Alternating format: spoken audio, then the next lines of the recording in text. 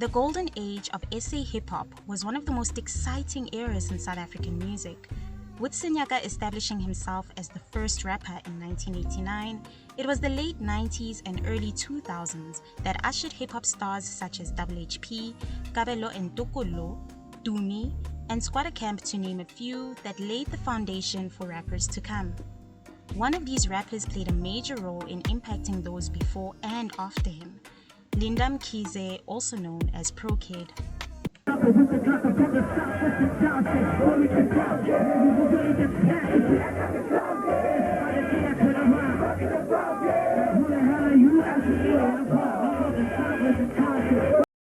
The young PROKID began his stardom at the popular Soweto Park Jam Slaghuis. He would walk from church in Spruitview to Deep Roof to perform his English rhymes in front of his fellow Soweto residents. Ernest, the founder of Slaghuis, stated that PROKID started realizing that by rapping in English, he wasn't connecting with the people. Then he came through the following Sunday and said, "I wrote something in vernac." And he spat it. And that day, South African hip-hop changed forever. And if you really look at people like PROKID, for example, he rapped in English throughout the Gandhi Square and Lee Club era, and then came Slaghuis, and then he started switching. Obviously, Pro had a beat which everybody knew that. Once DJ Chicken throws on that G-Unit beat with the guns, push, push, Pro is at Slaghuis.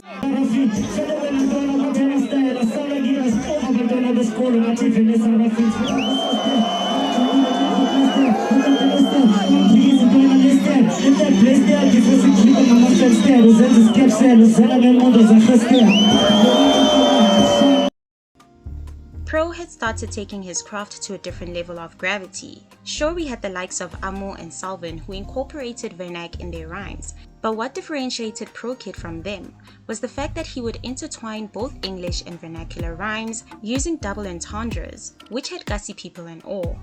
This proved the young PROKID from Soweto had a point to prove and no challenge was too big for him.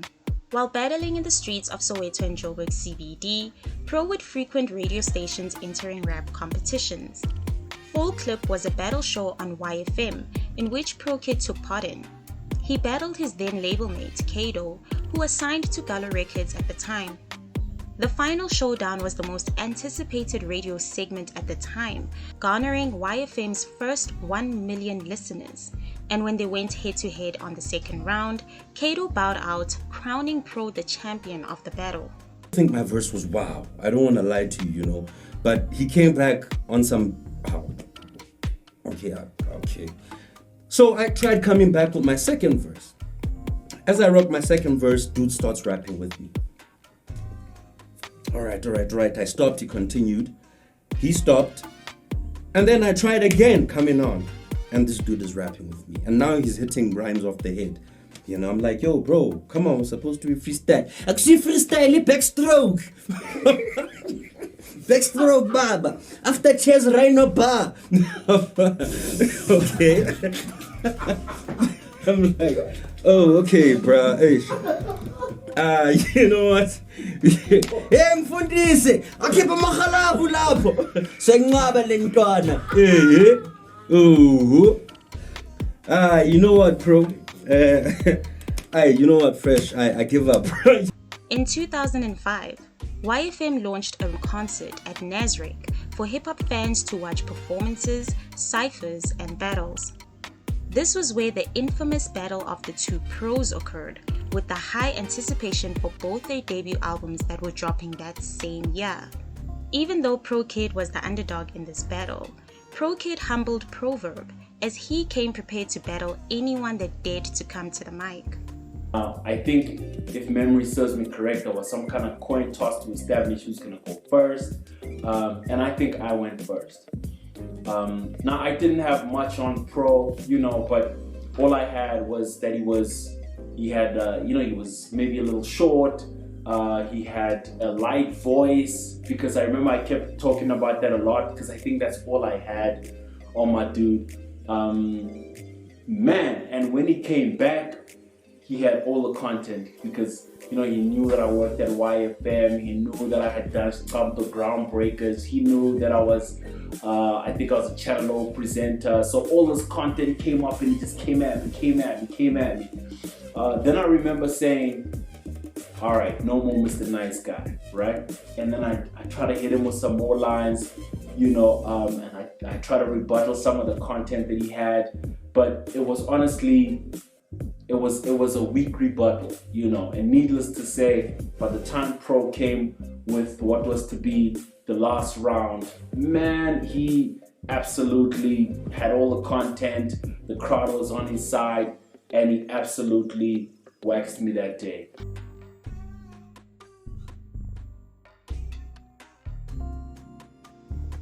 Dubbed as the Gussie Rap Bible, his debut album Heads and Tails was the most anticipated album that year. The intro leads us into who he is and what to expect from the hip-hop artist. Hearing the young man walk the streets of his birthplace, greeting people as he walks past them, hearing the sounds of taxis honking for passengers, PROKID made sure to grasp attention of Black South Africans using regular sounds of the township environment. His buzz single, Soweto, was a homage to his hometown, an English single that showed fans and doubters that he still is a wordsmith in a strictly English lane. I'm from the S, the O, the W, the E, the T, the O, so now you know the rhymes are flowing, lines are throwing, spots are flowing, lettables, I'm bearable, this rapper so incredible, respectable, the fedible, so look me like I'm general. Pro gave people not only the good, the bad, and the ugly of the historical township, but also the greatness of the township that produced a young goat in the making. Wozobona, produced by Omen, dropped as the first official single from Heads and Tails and received a video treatment. The song instructed the world to come see a hip-hop wordsmith from the township who was ready to take on any obstacle that may come his way. I love consciousness, maragnining palang grief. Sangfunuk bakaf, nguzu balok kalang beef. Maupagama instead of dissing the reef. Sick of making most rappers and sazok dwala chief. And while that was one of his sickest bars on the song, it should be noted how insane he was in rhyming vernacular words with English words consistently, bar for bar. Always been the talk of the town from corner to corner. Sazovela corner lapin corner mfano sazomthola banomona bayakhona nyakholo abakhona ikwana kumele ukhokho umoya khehla makhombisa isikhopo sakhona. Heads and Tails became a commercial success, showing others that you can be the hardest MC and make commercial hits without having to dumb down your lyricism. His popularity gained attention from brands from different spectrums, such as the popular liquor brand Fish Eagle and Lokshin Culture, where he became the first hip-hop artist to have his own shoe line, Pro Inc. In 2006, he had considered his sophomore album DNA a rushed album that would underperform. Talking to Hype magazine, PROKID stated that he was still collecting beats when he was told his deadline was in a few weeks' time. That was not a PROKID album. It was Gallo's album. PROKID went on to sign with TS Records. Even though people had their assumptions on why PROKID was leaving Gallo, he set the record straight when Andile Ngube dared him to explain reasons for his departure from the label by freestyling on the spot. So I wasn't ready, but the struggle was in ngidlale steady and make sure that that album is gonna be heavy. So if you really believe I'm rapper and I'm an MC, this time is a full package in Shian empty. Tell you that it's nothing I can swallow, no lamp, I'm gonna flop me and Alaban Basegalo, Madam Chiluk. It came to an end simply because of Pro assassin rapper Segai Bread. I wanna know the last Bangiting and Comela, I'm shy freestyle, Napa Bang Fonera, Ogan Cho. So just to make it quick for you, we'll roll it up like a TF. I had to move from Ghana, you know why, BTS. By signing to TS Records, PROKID became an even bigger star and produced even bigger hits.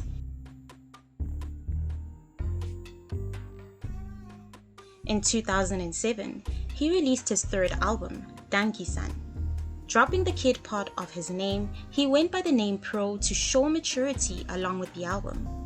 His two biggest hits from the album, Bampa, which gave Ivy League their breakthrough, was a hit and not only to hip-hop fans in the township, but for suburban hip-hop listeners as well.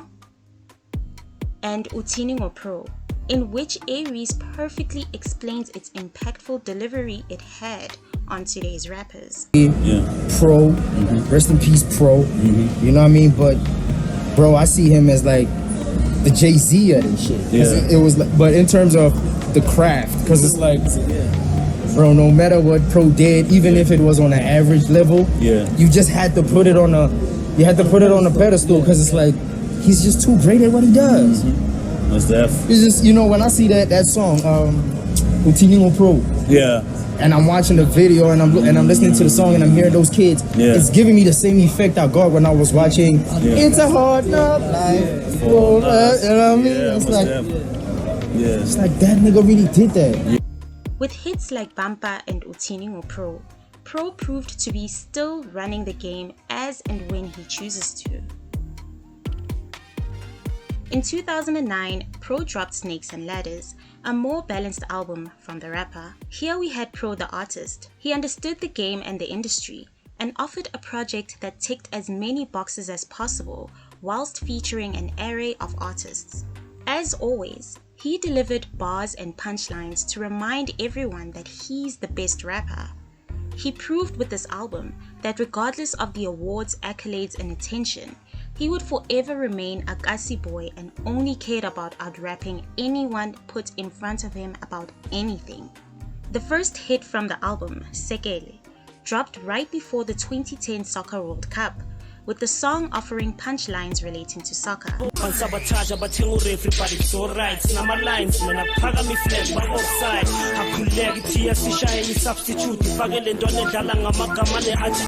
Here he refers to TS Records as a soccer club that is losing a game, and Pro is the soccer player who came in as a substitute to change the game.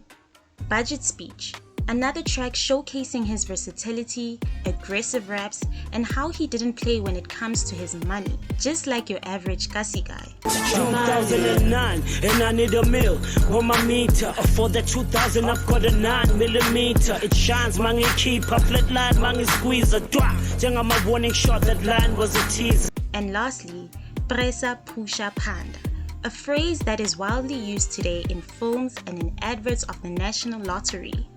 Pro's music proved to be influential beyond hip-hop. Pro went on to release one more album, Continua, in 2012, with the hit track Makasana.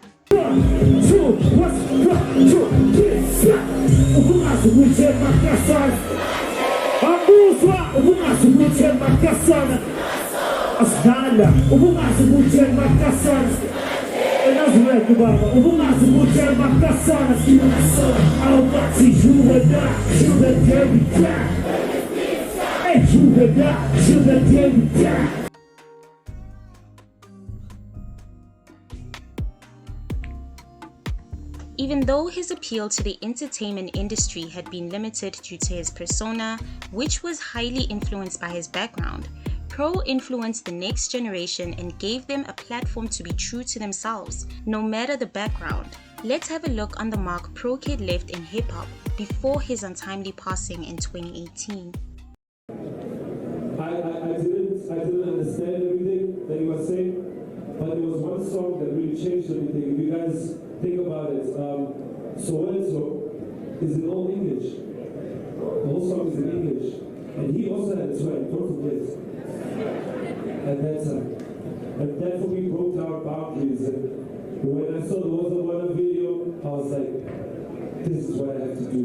I have to make music. I asked him, Pro, do you think like, and I was like starstruck, to really be able to talk to him. He had that aura, he had that charisma, And I said, do you think I can do this thing in English? And he laughed at me and he said, you can do anything. And I took that and I ran with it. Well, I was one of the artists that Pro discovered. So he had started Manifest Entertainment, MFE, and he had signed 3-4 artists at the time. Myself, Red Button, Captain, and a vocalist by the name of SFS. And was when in 2005, before the release of Heads and Tails, he got a gig with Kasalaga, right? And he was still bubbling. Soweto was on radio, he was still bubbling. He was not the Pro that we know. And Kasalaga was rebranding the look and feel. And I think the gig was in 4 ways. And Pro came back to Slages, and he actually hit me up, he hit DJ Chicken, Deja, and Lebu the Beatboxer, and that's how I got my first corporate gig, or paying gig for that matter. I owe him so much, because I mean, that song that we did together, he didn't want any money, he didn't want anything. He just heard a great song and he saw potential and he said, I'm gonna help you, I'm gonna propel. So remember him as that kind of guy. PROKID truly earned his stripes the traditional way, by freestyling and participating in rap battles and cyphers. One of the most influential rap artists we have ever had. His music from 15 years ago still feels ahead of its time. He was ahead of his time. His lyricism was such a skill that a lot of rappers today do not possess in the same level.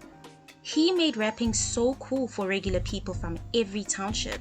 Having songs dedicated to his hood in all his albums, Pro was a proud Sowetan. At a time where so many misconceptions were made about townships, he represented his hood so proudly, and in turn made young people feel proud to come from their own hoods. An icon who stayed true to himself and so humble, yet his presence could be felt in any room he walked in.